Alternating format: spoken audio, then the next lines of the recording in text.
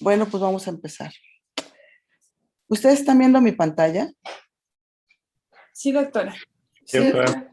Bueno, entonces ya, lo mío es resonancia magnética. Yo trabajo ya con ustedes en el Instituto Nacional de Rehabilitación y pues tengo el gusto de recibirlos cada vez que tienen alguna duda, ya sea por algún caso o cuando vamos a darles alguna plática. Es más fácil para mí tenerlos frente a la máquina y pues cualquier duda ahí directamente aclararles con las imágenes que tengo yo, manera de pues accesar de manera más rápida, ¿no? Está más a la mano y yo con ustedes viéndoles directamente a la carita puedo tratar de explicarles mejor.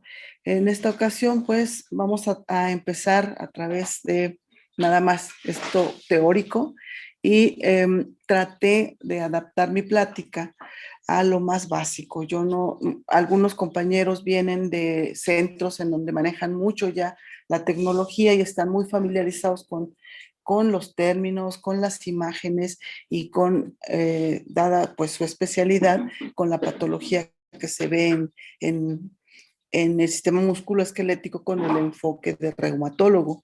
No es lo mismo que nosotros veamos un estudio de resonancia magnética para rodilla que solicitó un ortopedista, que un estudio que solicitó un reumatólogo que tiene el foco de interés en otras áreas de la misma rodilla.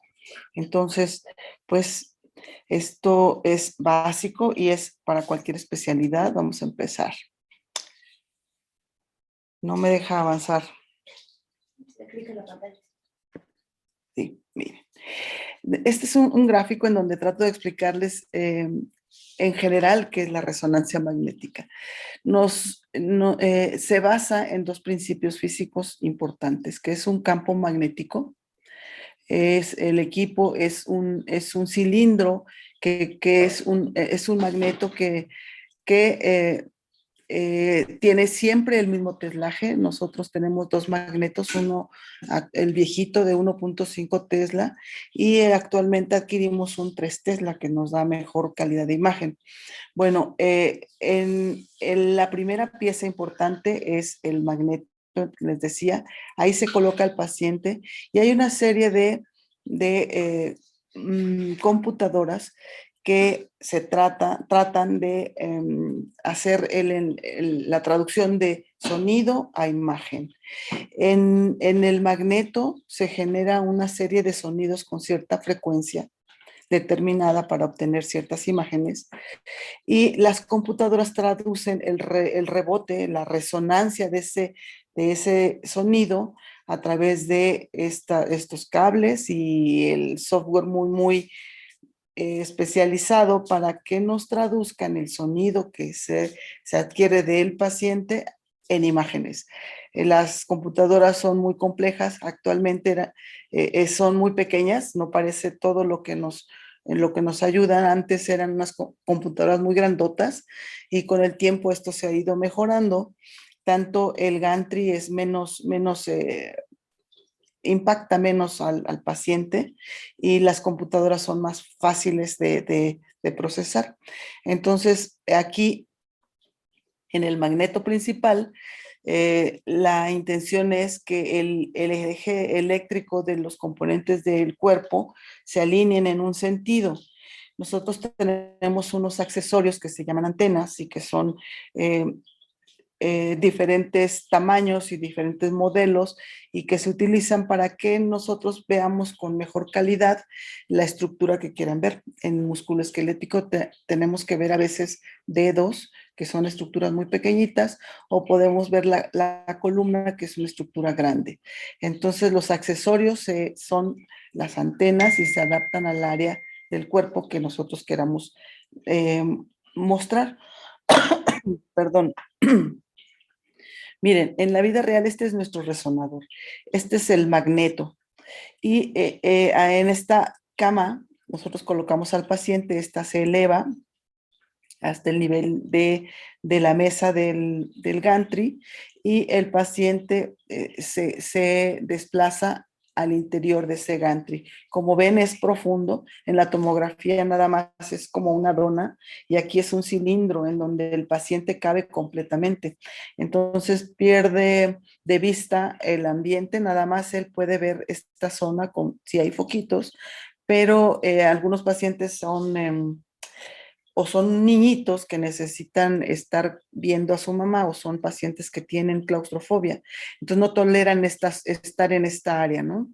Um, el magneto tiene una potencia importante que si nosotros aquí colocamos una silla de ruedas o una camilla cerca, la va a atraer. Entonces, es un elemento que nos sirve muchísimo, pero que en un momento dado puede convertirse en algo que nos dañe mucho a nosotros, al paciente o al personal. Entonces, necesitamos tener mucha precaución a la hora de trasladar a un paciente, sobre todo si tiene cierta discapacidad, necesitamos auxiliarlo para que llegue a este sitio.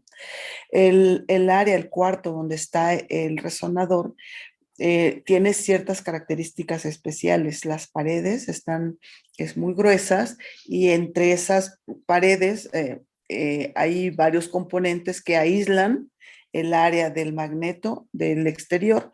Entonces, el efecto que tiene este imán dentro del cuarto es uno y atravesando las paredes, atravesando la puerta, ya estamos a salvo de ese magneto.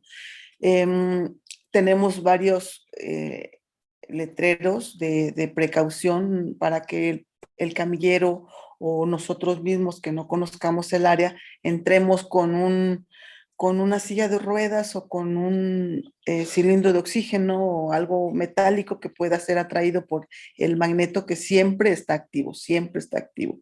No hay un botoncito para activarlo, elevar el campo magnético y bajarlo. Se podría hacer en una situación de emergencia, pero ya que se desactivó pasarían meses y es mucho más caro elevar el campo que pues que perder a un paciente, una cosa material. Miren, esta es una computadora común y corriente, es una foto que tomé de un día cualquiera, no arreglamos el área, pero el técnico nos tiene a la vista a través de una ventana, de un cristal que también tiene cierto tratamiento para que no, para que esté aislada el magnetismo del cuarto de controles. Es una pantalla muy sencilla que tiene muy buena definición, una serie es un teclado y un CPU es algo muy sencillo ahora, muy pequeñito, antes eran computadoras muy grandotas.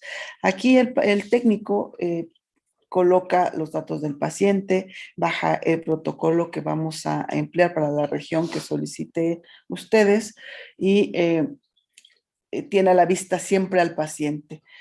Aquí hay una perillita en donde se le da al paciente para que si tiene ansiedad o tiene un dolor o tiene alguna molestia para que ellos activen y nosotros interrumpimos el estudio, entramos a ver qué le pasa. Entonces, aparte de que el técnico lo tiene siempre a la vista, el paciente nos puede activar esa perilla de emergencia y se suspende el estudio. Tenemos dos equipos, les decía, el anterior es el 1.5 Tesla, es marca General Electric y este es el nuevo, se nota. Es Philips, es un gantry, esto se llama gantry más amistoso, no tiene, la ingeniería pues hace que con esta disposición y este iluminado sea menos impresionante para el paciente. También tiene una mesa que eleva y permite colocar al paciente más cómodamente. Voy a regresarme.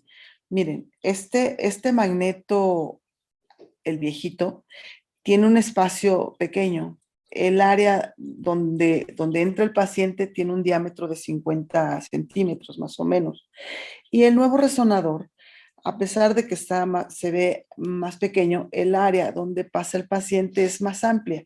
Tiene un área de 70 centímetros. Eso nos permite colocar pacientes pues, más gorditos, permite la mesa soporta un peso mayor de 250 kilos, el anterior solamente soportaba 120 kilos, eso era una limitante, no podíamos hacer resonancias en pacientes tuvieran ese peso, o que estuvieran menos pesados, pero más compactitos y que el perímetro abdominal no cupiera en el área del magneto. Entonces, pues estaban esos inconvenientes. Los nuevos equipos ya están más amplios, soportan más peso y nos permiten hacer mejores, incluir a pacientes que antes no podíamos hacer. Los controles también son los mismos, tienen un teclado, una pantalla y a un lado tenemos la estación de trabajo. Los técnicos, eso sí, tienen que capacitarse también en el manejo de los diferentes equipos. Cada marca, cada modelo tiene sus características especiales a la hora de elaborar, de dar las instrucciones para hacer un estudio. A veces es más amigable, otros son un poco más complicados, como el manejo de cualquier máquina, un coche, por ejemplo. Pues sí, es lo mismo, te desplaza, pero necesitas diferentes habilidades, ¿no? Eh, estas, este es el magneto, el viejito, y aquí nosotros tenemos unos gabinetes en donde tenemos los accesorios. De la puerta hacia adentro no puede entrar nada metálico. Si esto fuera de metal, el magneto lo atrae. Incluso esta escalera, cuando entran a hacer algún arreglo, los de mantenimiento, la escalera tiene un metal que es amigable con el magneto, no lo atrae. Sí, y los accesorios, las antenas, el monitor de signos vitales, el aparato de anestesia, cuando entran a darnos ese apoyo, tiene que ser de cierto material que permita que esté aislado y que no sea atraído por el magneto.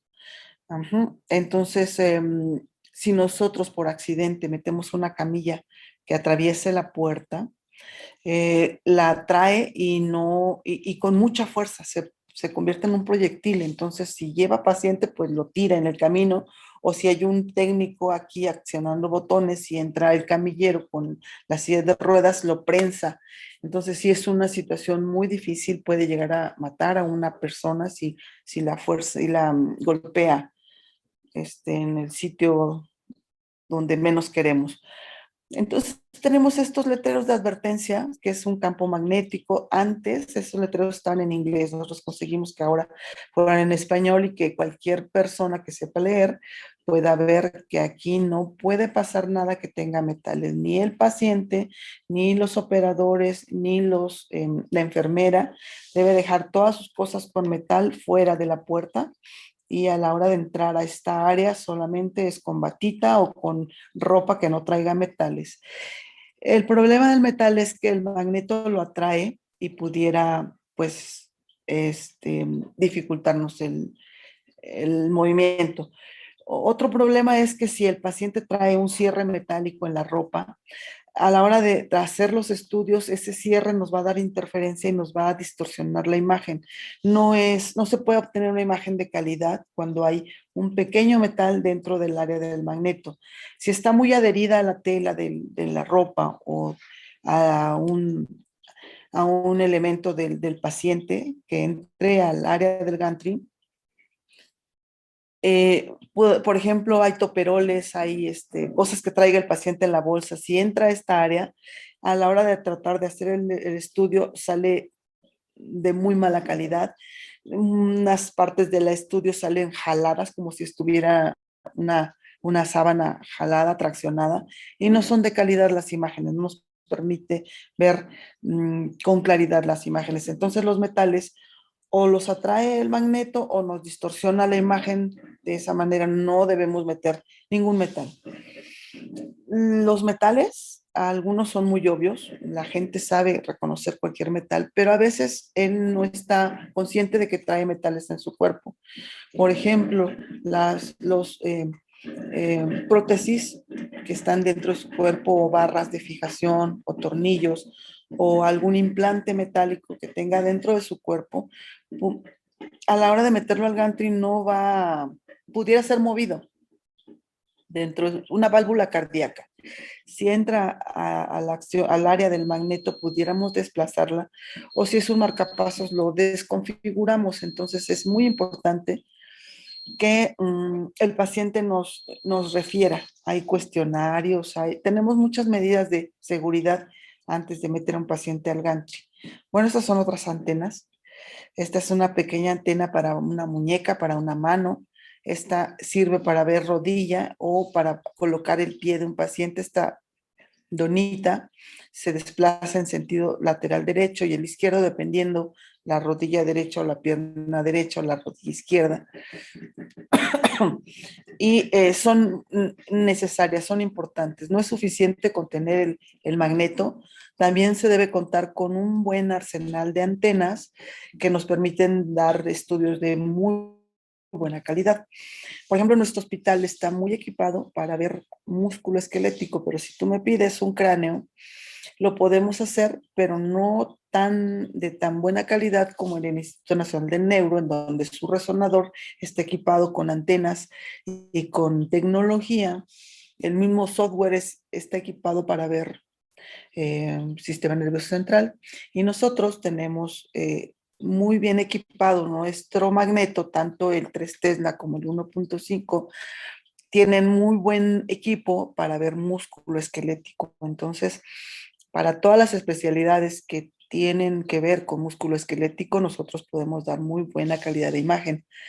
Ya les digo, si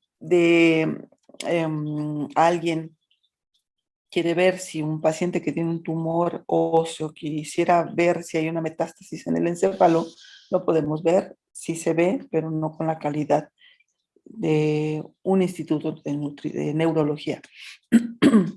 Entonces, es un magneto, una computadora, el personal que debe estar muy capacitado para realizar estudios de resonancia magnética, debe tener también conocimientos médicos de anatomía y los técnicos que tenemos aquí, por ejemplo, que ya tienen con nosotros el tiempo que tiene el magneto, 20 años o un poco más, y han desarrollado habilidad para ver patología, y si en un estudio convencional notan alguna imagen que no está muy normal, le hacemos cortes, secuencias especiales para documentar mejor esa imagen. Entonces ellos deben estar capacitados para obtener cortes axiales, sagitales, coronales, en la orientación que nosotros tenemos costumbre de ver en las imágenes, y darnos esa herramienta.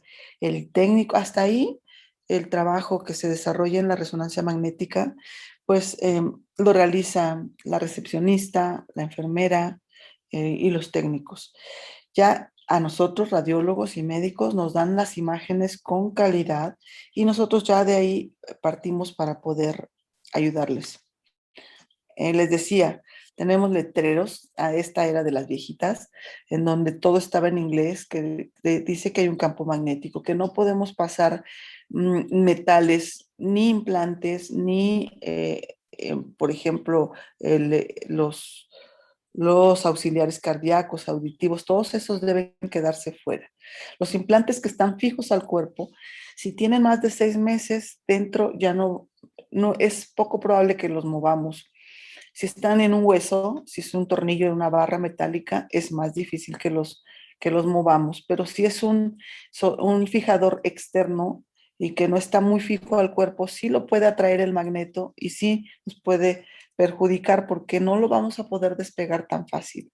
Sobre todo si es un tanque de oxígeno o una camilla, se tiene que bajar el campo y se tiene que pues se afecta el hospital, se afecta el servicio por mucho tiempo, porque habilitarlo cuesta muy caro.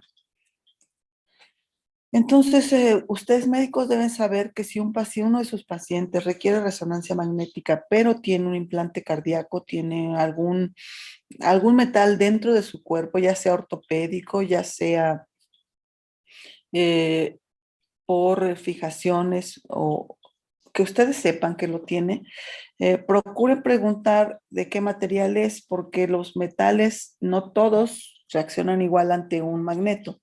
ustedes desde chiquitos, yo creo que alguna vez jugaron con un imán y vieron que atrae ciertos metales y el oro, la plata, algunos metales no reaccionan ante el magneto, no son modificados.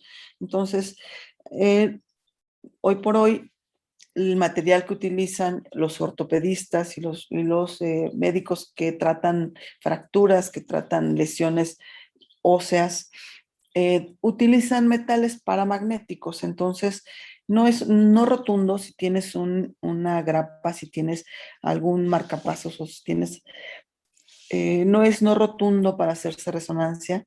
Nosotros pedimos que la fabricante les dé una notita para autorizar a hacer resonancia magnética, ya que pues es algunas veces muy importante que nosotros tengamos esa imagen, pero no los arriesgamos. Si el paciente no sabe de qué material es su prótesis o de qué material es su implante auditivo, preferimos dar una nueva cita y que venga con una hoja en donde su médico nos autorice a hacer resonancia magnética.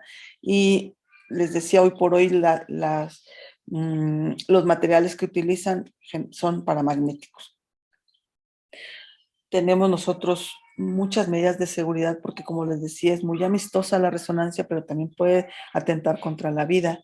Entonces, la manera de cuidar a nuestros pacientes es educando a los médicos y también poniendo letreros de advertencia por varias partes del área.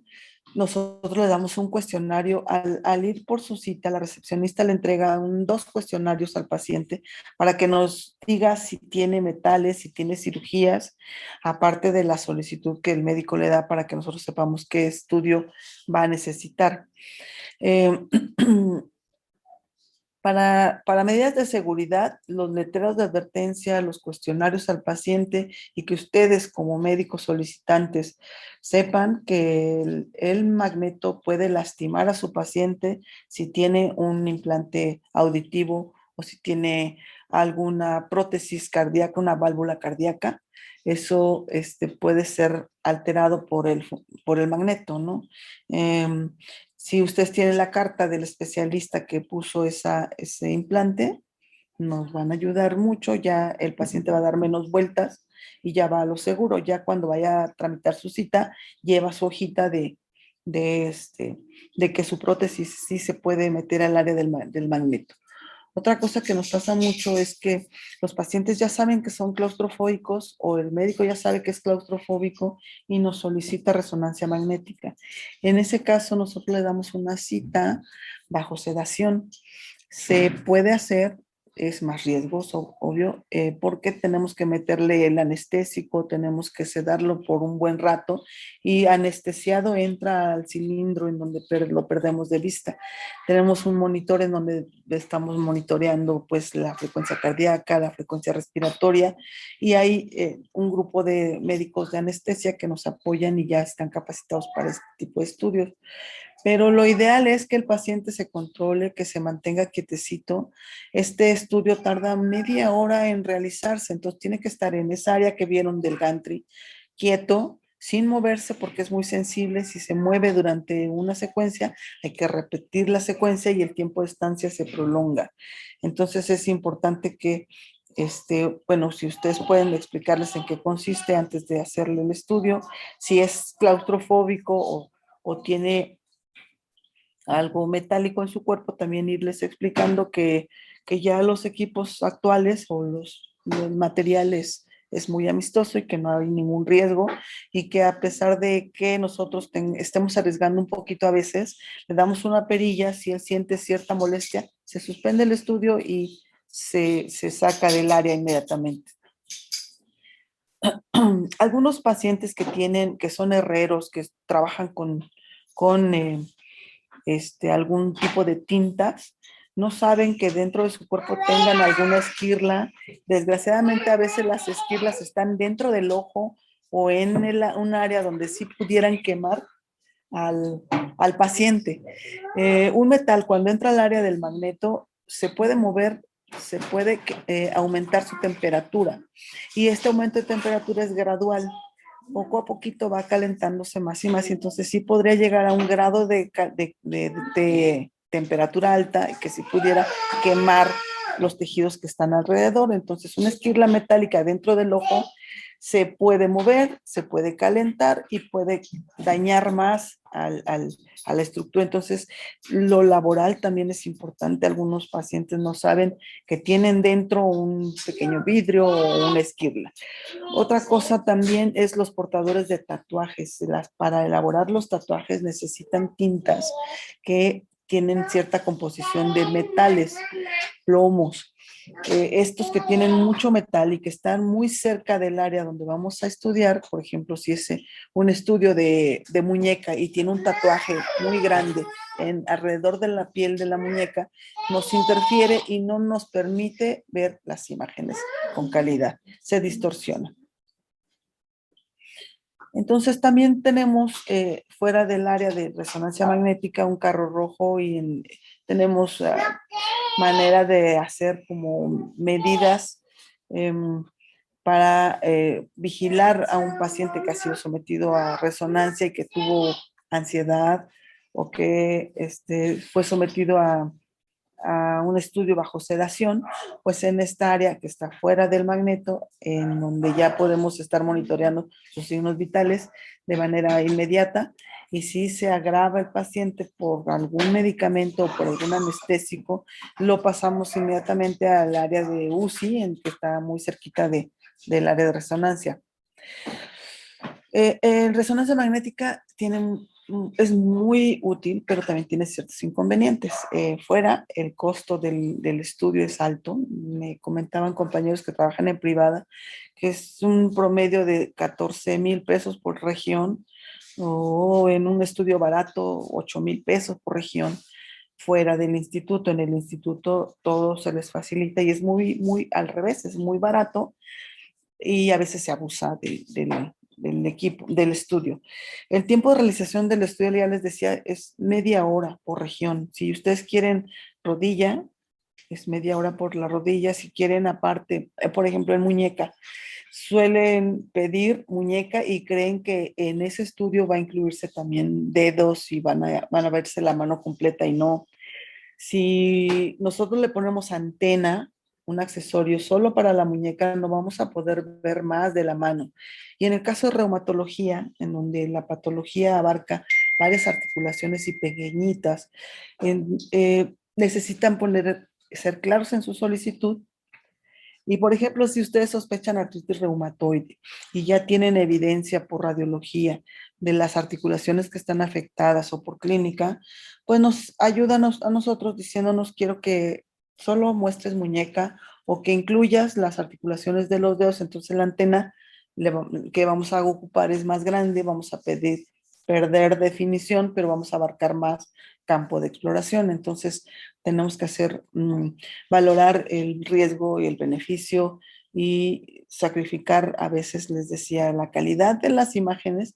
Nosotros tenemos antenas para ver muy bien articulaciones de dedos, pero yo ya no puedo ver muñeca. Ya no me pregunten cómo están los tendones, solamente vamos a ver la articulación y con lujo de detalle para ver los pequeños tendoncitos, para ver vasos, para ver mucha definición, pero ya no tenemos mucho campo de exploración.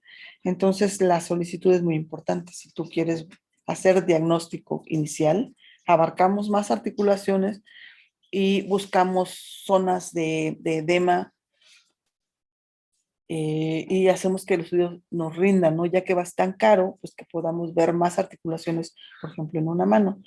Pero sí, su duda es solamente, pues hay una fractura, si es un ortopedista el que pide el estudio, hay una fractura y que a lo mejor sea una fractura de estrés que radiológicamente no podemos ver, que por tomografía pues todavía hay duda y por resonancia se puede valorar mejor. Entonces, el enfoque, la antena, las secuencias que mandamos son diferentes. Entonces, como hacemos un traje a la medida del requerimiento del clínico, del paciente. Entonces, ustedes, cuando van a mandar a un paciente en la privada, pues deben pensar en monedero. El costo es muy alto. El tiempo de realización del estudio es alto, también media hora. Cuando una placa la hacen un clic y ya se va. La resonancia para preparar al paciente, ir a sacar la cita y realizarle el estudio es media hora de estudio. muy sensible al movimiento, entonces si es un niño chiquito no nos podemos arriesgar a pasarlo porque por mucho que la mamá diga, sí, sí es, nos ayuda, no va a moverse. Generalmente los niños tienen mucho movimiento, los ancianos que a veces tienen movimientos involuntarios, también no podemos dar estudios de calidad. Ocasionalmente les ofrecemos anestesia a los pacientes que tienen movimientos involuntarios, pero aún con anestesia ellos persisten con sus movimientos. Entonces, pues es estar valorando el riesgo de la anestesia y la necesidad que nosotros tenemos de obtener el estudio. Los pacientes que tienen claustrofobia muchas veces pueden controlar su miedo, pero otras no. O sea, si es una fobia real, les digamos lo que le digamos, que el estudio le va a costar tanto, la anestesia es más riesgo, nos va a tardar más la cita, porque para pacientes bajo sedación nuestra cita es a 1 año. Y ahorita los pacientes que sí controlan, se controlan y están quietecitos, pues la cita les estamos dando en la misma semana. Entonces, es muy importante que ellos nos ayuden, ¿no? Eh, ya les decía, si hay metales dentro del cuerpo, nos va a dar artificio, no nos va a dejar ver la imagen y en algunos de ellos pudiera ser riesgoso porque lo atrae el magneto. El estudio es muy sensible a los cambios del líquido dentro de los tejidos. Si yo me di un golpe, puedo detectar muy bien una zona de edema en la región, pero es inespecífico. Si yo tuviera un tumor y me dio un golpe, los cambios que tengo en resonancia magnética pudieran ser muy parecidos. La resonancia detecta cambios en la señal, o sea, en la intensidad de señal de los tejidos y también cambios morfológicos. Entonces, un tumor va a modificar la forma, va a modificar la señal de la estructura. Entonces, va a ser un poco fácil. Pero si yo tengo un tumor y tengo una osteomielitis, voy a tener cambios morfológicos, cambios de señal en las diferentes secuencias y no voy a poder ser específica y decirle, asegurar con certeza que se trata de una osteomielitis o que se trata de un tumor.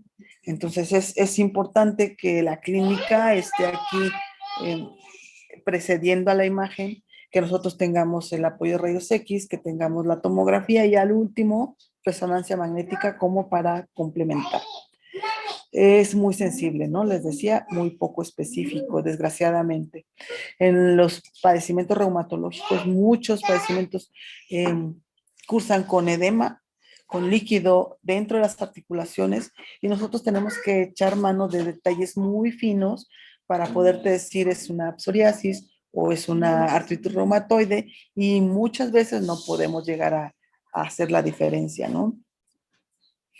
Entonces, los beneficios, pues que es multiplanar, yo puedo obtener planos coronal, sagital, axial, simplemente más bien el técnico puede obtener estos planos, incluso hacerlos ortogonales a una estructura. Si yo tengo interés en cierto tendón específicamente, adapto los cortes para mostrar ese tendón o ese menisco o esa pequeña articulación en, perdón, en esta imagen. Muy buena caracterización de tejidos tiene la resonancia. No tenemos radiaciones ionizantes, que es algo que en pacientes que tienen padecimientos crónicos, pues radiografías y radiografías van sumando el efecto nocivo de los rayos X en el cuerpo de ese paciente. La resonancia no utiliza radiaciones, como les decía, solo es un campo magnético, es sonido y el trabajo de las computadoras. Esto nos permite delimitar muy bien las lesiones. Decimos qué extensión tiene una lesión. A distancia también podemos buscar metástasis locales y hacer estudios complementarios para buscar metástasis en pulmón o en encéfalo. Nos sirve también para hacer la guía en la toma de biopsias. No es muy recomendable, es mucho más práctico guiar una toma de biopsia por ultrasonido o por tomografía o por rayos X, pero se puede por resonancia con todo el equipo que sea paramagnético en el área. También nosotros tenemos intervenciones al hacer el diagnóstico inicial, al hacer el seguimiento de ciertos tratamientos, de ciertos, sobre todo en reumatología, que ustedes no son invasivos en el cuerpo y no alteran la anatomía, dan un tratamiento y nosotros podemos hacer un estudio un tiempo considerable, 6 meses después, por ejemplo, para ver cómo ha progresado el padecimiento de su paciente. Ya perdí imagen. Bueno, algo básico es la terminología que utilizamos en resonancia. Ya la tengo. En resonancia, el léxico. Si yo veo algo negro en resonancia magnética, ya sea en secuencias T1, T2, lo que sea, la secuencia, si es negro, es hipointenso. Si es blanco, es hiperintenso. Entonces, en tomografía, por ejemplo, hablan de densidades, hipodenso, hiperdenso. En ultrasonido dicen hipoecoico, hiperecoico. Y nosotros en resonancia es intensidades lo que hablamos, lo que utilizamos. Entonces, hipointenso, hiperintenso, no se vale decir de ahora en adelante eso blanquito o eso negrito. Me van a decir eso hipointenso, isointenso, hiper, o si es algo que se parece al músculo, me van a decir, es isointenso con el músculo en T1, o isointenso con la grasa en T2, ¿sí? Ya es un poquito más complicado. Nosotros, para hacer un estudio de resonancia magnética, nosotros no es una sola imagen. Nosotros utilizamos secuencias. Tenemos un grupo de secuencias muy amplio. Las clásicas son las secuencias spin-eco, que son el T1, el T2 y una intermedio que es la densidad de protones. Otra serie de secuencias son los gradientes, que se tienen el nombre generalmente por siglas.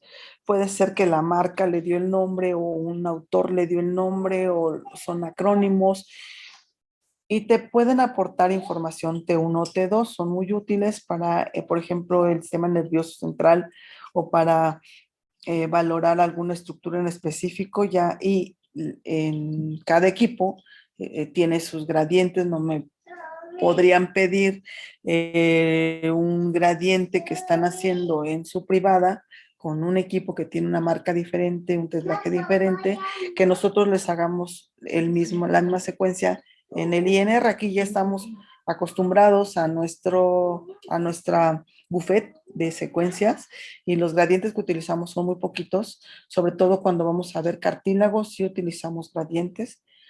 Y la terminología de los gradientes que usamos en el General Electric 1.5 es diferente a la terminología de los gradientes que utilizamos en el Philips 3 Tesla. Hay secuencias especiales que se hacen en cualquier equipo, secuencias en 3D.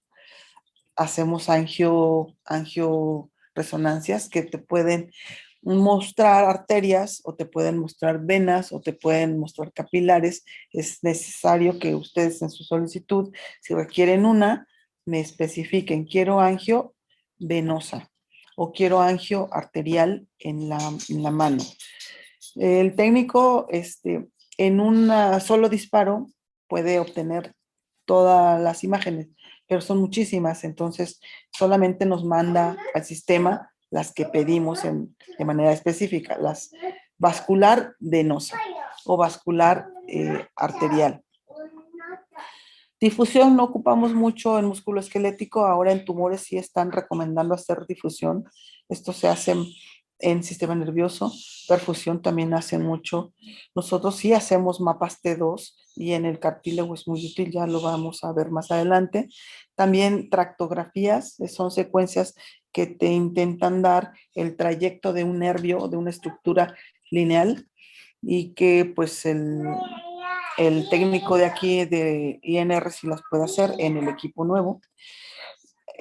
Saturación de la grasa es como un filtro que nosotros colocamos y lo tenemos como una opción. En los protocolos de nosotros, todos tienen saturación de la grasa y es muy útil, ya vamos a ver más adelante. También aplicamos contraste intravenoso. El contraste nos ayuda muchísimo, perdón, para ver tumores, en reumatología, cuando hay cambios inflamatorios importantes y que no se ven muy claros, admitamos contraste y ya se observan con más claridad. Sobre todo también nos sirve para hacer el diagnóstico diferencial entre una articulación, si tiene solo líquido o tiene tejido sinovial. El tejido sinovial está muy vascularizado, un líquido no tiene ni un solo vaso. Entonces, cuando metemos contraste y si es tejido sinovial, va a realzar muchísimo. Y si es líquido, si es un charquito nada más, ya no va a haber modificaciones en las secuencias con gadolinio. Entonces, no es inocuo, el gadolinio también puede afectar al cuerpo y las reacciones generalmente no son inmediatas. Las reacciones que atacan al cuerpo a través del gadolinio van sobre el riñón, van sobre la piel, y ustedes reumatólogos yo creo que son quien recibe ese tipo de pacientes. Si tienen algunas ciertas lesiones dérmicas y que no se quitan y no se quitan, o que tienen insuficiencia cardíaca renal, y tiene el antecedente de haberse administrado gadolinio, yo creo que llegan con ustedes. Y nosotros ahí en el servicio no los vemos casi, no recibimos ese tipo de reacciones adversas, pero debemos cuidar al paciente. Entonces, el contraste no se administra a todos. Si tienen datos de insuficiencia renal, preferimos no administrarlo. Y si es muy importante la administración del contraste, tenemos que pedirle al paciente que traiga creatinina reciente para ver si de alguna manera la función renal está bien. Tenemos varios protocolos armados dependiendo de la solicitud. Si tú pides una rodilla, pero es ortopedista, lo más probable es que quieras ver meniscos, que quieras ver ligamentos dentro de la rodilla. Entonces, nuestros protocolos están hechos para que veamos la mayoría de patologías y que si vemos algo raro, le podamos complementar con otras secuencias o planos. Nosotros tenemos muchos pacientes, entonces en los hospitales de gobierno la mayoría de protocolos de resonancia son austeros, no hacemos todas las secuencias en todos los planos. O sea, el T1 en nuestro hospital solo lo hacemos en un plano para ahorrar tiempo, porque también debo decirles que para nosotros obtener una secuencia, un plano nos cuesta 3 minutos promedio. Entonces, si yo quiero T1 en los 3 planos, ya serán 9 minutos solamente para obtener T1s. Si yo quiero T2 en los 3 planos, son otros 3 minutos. Y así sumen. Terminaríamos haciendo estudios de 1 hora o más si es que hacemos todos los planos en todas las secuencias. Entonces hemos recortado nuestros protocolos y el T1 solo lo hacemos en un plano. No podemos obviar el T1, no se puede recortar del protocolo. Es bien importante la información que nos da el T1 para entender la composición de los tejidos. Entonces, un plano. En condiciones ideales hay que hacer los 3 planos. Esto es axial, coronal y sagital, pero para pronto y para optimizar estudios, nada más hacemos un plano. El T2, nosotros lo convertimos en densidad de protones, que también nos da información T2, pero que para músculo esquelético el T2 resulta ser una imagen muy en blanco y negro y que no nos es tan útil. Es mejor densidad de protones, que nos da más escala de grises y que nos permite ver cartílago, tendones, la medular y las diferentes estructuras de músculo esquelético mejor documentadas con la densidad de protones. Aquí sí hacemos los 3 planos. Es indispensable hacer los 3 planos en densidad de protones. Y también hacemos densidad de protones con saturación de la grasa en los 3 planos. Ya más adelante vamos a ver poco a poco qué características tiene cada una de ellas.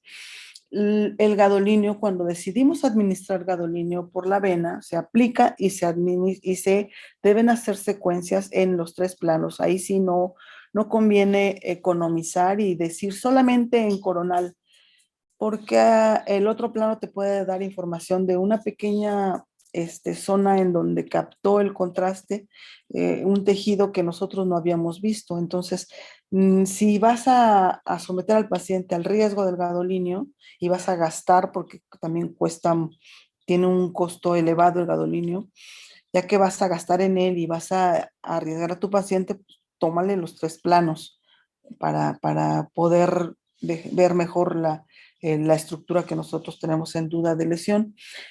Hay secuencias especiales como la perfusión, la difusión, los mapas y las angiografías que nosotros podemos hacer en el hospital, pero que no son parte del protocolo convencional. Los convencionales tienen T1, tienen densidad de protones y densidad de protones con saturación de la grasa. Podemos darle unos planos extra o administrar contraste, pero esto ya sobre la marcha y dependiendo de la solicitud y de lo que se vaya viendo en las imágenes iniciales. Miren, en T1, la resonancia tiene algunos factores importantes, parámetros importantes que nosotros tenemos que, que considerar, que son el tiempo de repetición y el tiempo de eco. En la placa, en la imagen, en la parte baja de su imagen, siempre viene el TR y el tiempo de eco. Si ustedes en la imagen no identifican alguna cosa que les pueda dar la información de que se trata de un T1 o un T2, los parámetros, ustedes ya a partir de ahora van a saber si se trata de un T1 o un T2. El T1 tiene tiempo de repetición y tiempo de eco bajos, y estos son los valores. No es un valor que todos los equipos y en todas las hospitales y en todas las resonancias sea el mismo, no todos están calibrados de manera diferente y son rangos, pero los valores cercanos a 800 milisegundos, menos de 800 milisegundos es un TR bajo y un tiempo de eco bajo, no sé si ustedes lo vean, pero a mí me estorba, ¿ya? Tiempo de eco bajo es menor de 20 milisegundos para obtener un T1. Esto lo programa el técnico y si él modifica estos parámetros va acortando tiempos, pero no nos conviene a nosotros que haga un estudio súper rápido y que por modificar esto nos sacrifique la calidad de la imagen. Entonces, tenemos que también estar como radiólogos vigilando que el técnico esté ocupando bien parámetros para darnos la calidad de imagen que requerimos. Hay muchos factores que dependen del técnico, otros factores dependen del paciente. Si él está moviéndose constantemente, la calidad de la imagen es mala y tenemos muchos pacientes, entonces tienen paciencia los técnicos, pero hasta cierto punto. Les pueden estar hablando, los pueden estar calmando, pero si el paciente no coopera o tiene ansiedad o tiene algún otro tipo de problema que no nos permite hacer el estudio completo. Entonces son los parámetros por definición para obtener un T1. Tiempo de repetición y tiempo de eco bajos. Para obtener un T2 son los parámetros altos, T2 ponderado. O sea, el tiempo de repetición es más de 2000 milisegundos, ahí promedio, y tiempo de eco más de 80 milisegundos. Estos, les decía, está en el margen de la placa. Y la imagen de un T2 te va a dar la grasa hiperintensa, te va a dar el líquido hiperintenso y te va a dar al resto de tejidos con cierto comportamiento clásico de un T2. Me regreso, perdón, para el T1. Este es una columna, este es el líquido, estas son las vértebras. En el T1, el líquido es hipointenso. Recuerdan que hipointenso es negro. Esto es grasa que está en el tejido celular subcutáneo, entre los músculos. Esto es grasa, es hiperintensa en el T1. Este es un hombro que está en plano sagital y que nosotros vemos la escápula y vemos músculos con intensidad de señal intermedia. En el T1, esta es la intensidad, cómo se comporta el músculo en el T1. la grasa que está en el tejido celular es blanca, es hiperintensa. El hueso tiene grasa en su medular y su cortical es muy compacta. Entonces, en resonancia, la cortical de los huesos siempre va a ser hipointensa en cualquier secuencia. Pero bueno, el T1 tenemos hipointenso, la fibrosis, los tendones, el líquido, y hay grados de hipointensidades. Entonces, moderadamente hipointenso o marcadamente hipointenso en la cortical en T1, ¿verdad? No, espero que no lo esté confundiendo. En el T2, el líquido también se torna de hipo del T1 a hiper en T2, el líquido es hiperintenso. La grasa sigue siendo hiperintensa, pero gris, no es blanco, blanco es un gris. En el sistema nervioso, la intensidad de señal es complicada. Nosotros tenemos como referencia el sistema ventricular, que es donde hay líquido, y ahí sí podemos ver el líquido hipointenso en T1 y en el T2 se torna hiperintenso. El encéfalo tiene mucha grasita, pero sí nos permite diferenciar la sustancia gris de la sustancia blanca en las diferentes secuencias. La densidad de protones, les decía que nosotros en el hospital utilizamos densidad de protones que ya te da información T2. El líquido es hiperintenso, este es líquido cefalorraquídeo, este es grasa, es hiperintensa como en el T2. Los huesos, esta es una vértebra, esta es la cortical y la medular. La cortical, como es tan compacta, es hipointensa en densidad de protones o en T2. Y los parámetros de TR y TE en la densidad de protones, el TR es alto y el tiempo de eco es bajo. Entonces es como un mix entre T1 y T2, pero ya te da información T2 y las secuencias al final del día son más cortitas y si vas sumando los 3 planos y recortas en densidad de protones 2 minutitos en cada paciente, suficiente para que al final del día puedas hacer otro estudio de resonancia magnética. Entonces, es poquito lo que ahorramos en tiempo, pero ahorramos con la densidad de protones y la calidad de imagen en el músculo esquelético, para mi gusto, es mejor en densidad de protones que en un T2 ponderado. Entonces, les hablaba también de esto de saturación de la grasa, que es muy útil en resonancia, porque si se acuerdan, en T1 la grasa es hiperintensa, en T2 también es hiperintensa, y si nosotros aplicamos este filtro de saturación de la grasa, se oculta. Aquí donde había grasa, ya no se ve porque tiene ese filtro de saturación de la grasa. Y ojo, saturación de la grasa no siempre es en T2. También lo podemos aplicar en T1, en densidad de protones y en T2.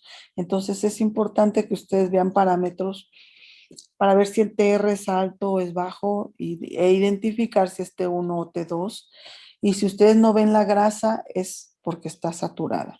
Aquí esto es un T2 en plano sagital en la columna, de manera que el líquido está hiperintenso y nosotros hemos empleado este filtro para saturar la grasa y ya no nos confunde.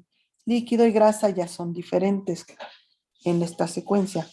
Entonces, en T2 ya nos elimina la confusión entre líquido y grasa y en las secuencias ponderadas a T1 es muy útil porque yo tengo el líquido negro, la grasa negra, también saturada, pero cuando administro el contraste, todo lo que se ve hiperintenso es lo que está adquiriendo ese contraste, lo que está siendo realzado. Si yo necesito ver un tumor, siempre el contraste se administra y se obtiene en secuencias T1. Y el músculo esquelético, el técnico sabe que siempre que va a hacer administrar contraste, nos debe saturar la grasa. Porque si yo tengo un T1, ya sé cómo se comportan los líquidos y todas las estructuras que deben estar hipointensas, y no le saturo la grasa, le meto contraste, toda la grasa que esté alrededor de los tejidos nos va a estar confundiendo. Sí es posible valorar el realce, pero es un esfuerzo extra que que se requiere cuando no saturaron la grasa. Entonces, es importante que el técnico sepa que deben ser en T1, saturar la grasa y administrar su contraste y obtener 3 planos siempre. Entonces, los mínimos parámetros que nosotros debemos conocer como cultura general es el tiempo de repetición y el tiempo de eco. Hay otras cosas que el técnico tiene que estar modificando, pero ya en nuestra área de imagen, como clínico, creo que es importante que sepan esto. Y ya vimos los parámetros para T1 y los parámetros de T2. Entonces, cuando ya nosotros tenemos algunas estructuras en el magneto y obtenemos un T1, sabemos que el líquido se va a comportar de cierta manera en el T1 y en el T2. Miren, clásico para identificar T1 y T2, perdón, es la grasa y el líquido. La grasa vimos que era hiperintensa tanto en T1 como en T2. El líquido agua, una agüita, es hipointensa, negra en T1, hiperintensa en T2. Un líquido que tiene muchas proteínas, que puede ser sangre o puede ser un absceso, o puede ser un líquido con proteínas que ustedes conocen muchos en el cuerpo, puede ser hiperintenso en T1 o puede ser hiperintenso en T2. Entonces debemos tener cuidado. La fibrosis, la cortical ósea, siempre es hipointensa en T1 y en T2. Entonces, les decía del hueso, la cortical es tan compacta que siempre es negra, negra, negra. Y hay varios grados de hipointensidad, de hiperintensidad en los diferentes tejidos y son debidos a la composición de cada tejido. Si un tejido tiene mucha agua, va a ser más parecido al agua, y si un tejido tiene poca agua, se va a comportar más como hipointenso, dependiendo de la cantidad de líquido dentro de cada tejido. El cartílago, el músculo, la grasa tienen diferente cantidad de agua y por eso se ven diferente en la resonancia, pero ya los conocemos y sabemos cómo se comportan. Entonces, aparte de la anatomía, del comportamiento de señal de todas las estructuras dentro del cuerpo, el comportamiento normal, nosotros también debemos estar familiarizados con artificios. El paciente a veces no nos cuenta todo y trae un tatuaje, pero no nos los dice. Y a la hora de obtener las imágenes encontramos unas rayas muy feas y esos artificios te los puede dar movimiento o te los puede dar un metal o una curva. Hay muchos artificios que si ustedes entran al Google y le ponen artificios en resonancia magnética, les van a salir muchísimos. Los más comunes son los artificios por movimiento y por metal. Estos distorsionan la imagen. En algunas ocasiones, a pesar de ellos, hacemos el estudio porque tratamos de ignorarlos. Si tiene metal en la tibia y yo quiero ver el menisco, probablemente en algún plano pueda ver al menisco. Entonces, hacemos el estudio y nos esforzamos más para ver algunas estructuras dentro de un estudio que tenga ciertos artificios. En pacientes mayores que tienen movimientos involuntarios, esos artificios, si el radiólogo está consciente, pone una nota en su descripción de que el paciente tiene movimientos involuntarios y por eso se mandaron esas imágenes tan feas. Nosotros a veces criticamos si viene de otro lugar una imagen, un estudio feo, pero hay una notita en donde dice, es que era un niño, es lo mejor que pude hacer porque había un metal o había un tatuaje, entonces entendemos por qué esas imágenes tan feas. Es importante también recordar los planos anatómicos. Los clásicos, el coronal, sagital y axial, que para ustedes no hay ningún problema, pero a veces en algunas especialidades sí. Entonces, nosotros hacemos los 3 planos, no todas las secuencias 3 planos. También podemos obtener ortogonales para cierta estructura, ya les había dicho, y complementar el protocolo el convencional, hacerlo más amplio si es que tenemos dudas. Nuestro personal, tanto médico como técnico, tiene que estar capacitado muy bien en músculo esquelético. Se requiere cierta habilidad para poder ver con detalle la anatomía e identificar los pequeños cambiecitos que ocurren, sobre todo en las enfermedades de tejidos blandos. es un poco más fácil ver una fractura, una lesión ósea, una luxación, que ver cambios incipientes en cierta enfermedad autoinmune, por ejemplo. Nos los piden con frecuencia, pero pues hay que desarrollar cierta habilidad. Entonces, los técnicos que trabajan aquí se capacitan, tenemos gente de mucho tiempo, pero últimamente se ha agregado personal que tiene muy poquito tiempo, entonces los estudios no tienen mucha calidad. Entonces, si reciben un estudio no muy bueno, podríamos complementarlo si ustedes se acercan al servicio y nos dicen, mira, es que le faltaron los planos tales. Y pues sí, los revisamos y no está completo por el personal nuevo. Ejemplos de secuencias, aquí es donde yo les preguntaba a ustedes si me pueden decir si esto es un T1 o un T2 y por qué, y si este es un T1 o un T2 y por qué. Se los voy a decir ahora porque no tengo práctica con el Zoom.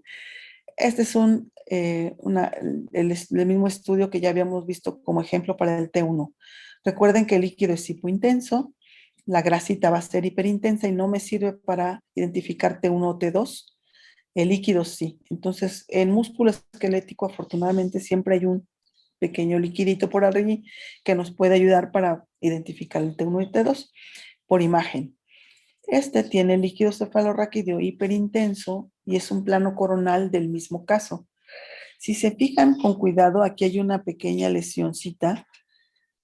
El líquido es normal, este es el sistema nervioso, esto es hueso y aquí hay una imagencita pequeñita, redonda que en T1 no se, perdón, no se identificaba.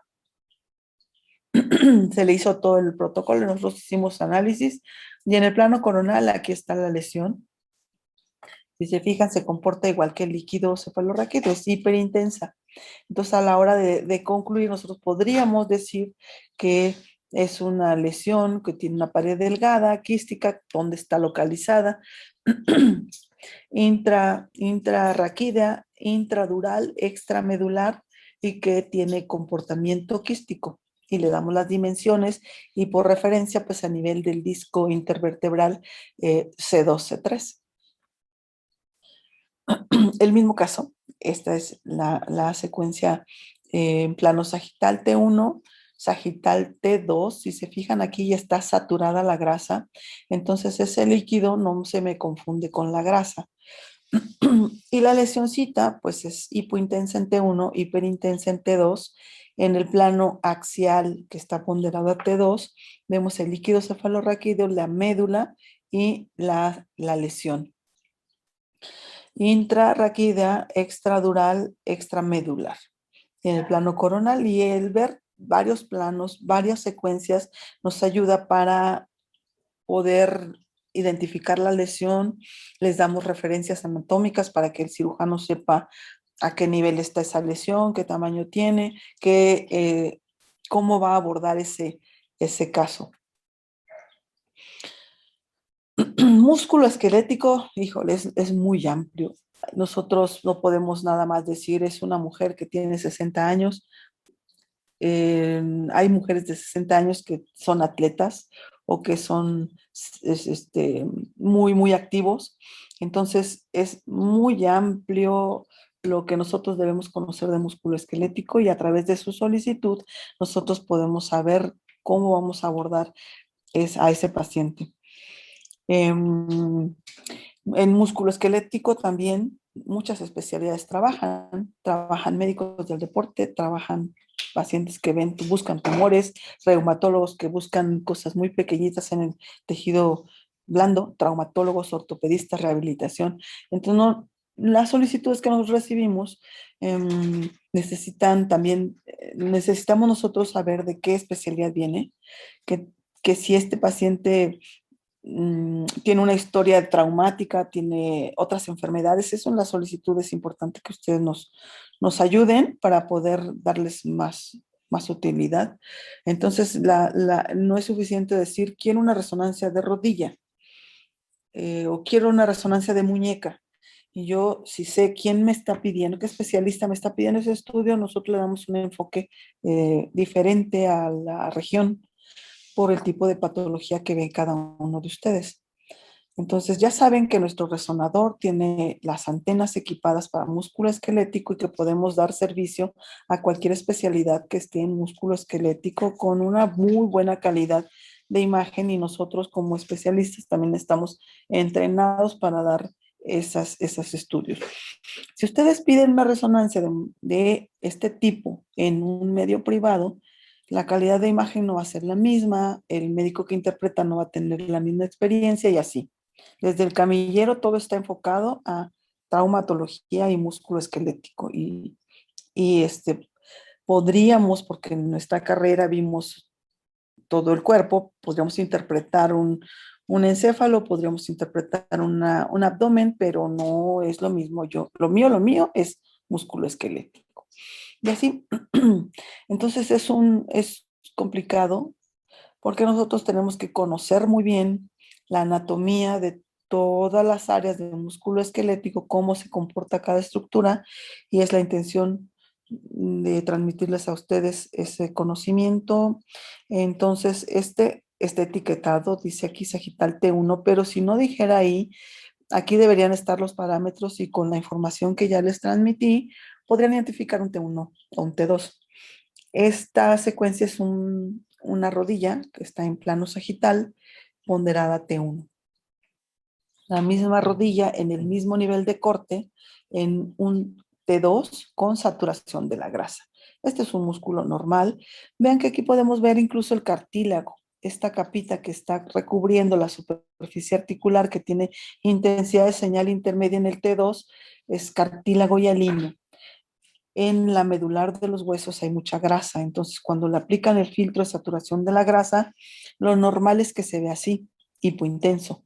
En este fémur hay unas zonas que no están comportándose normal, deberían de estar saturadas, pero aquí hay una lesión que está comprometiendo al hueso, está comprometiendo al cartílago. Incluso si se fijan, la grasa de Hoffa, que como buena grasa debería estar saturada, esta zona está hiperintensa. Entonces, bueno, es una tarea que deben ustedes adquirir, tratar de ver resonancias normales, varias resonancias normales para que después identifiquen las alteraciones morfológicas y las alteraciones en el comportamiento de la señal de algunas estructuras. Ya nos pasamos de tiempo y creo que mucho. Ustedes me dicen, Priscila, si sigo o podemos dejarlo aquí. Y, Bueno, y nosotros nos estamos a disposición de usted, doctora. que habíamos quedado de 1 hora. Ya son 8:15. Claro, sí, sí, doctora. Entonces, mira, yo puedo continuar el próximo martes, aquí donde nos quedamos. Perfecto. Incluso ustedes ya tienen algunas dudas, necesito que vayan a leer, por favor. Busquen dudas y las aclaramos el próximo martes. Continuamos esta plática y pues seguimos adelante. ¿Están de acuerdo? Sí, doctora. Ajá. Muchas gracias, doctora. Muy gentil. Ok.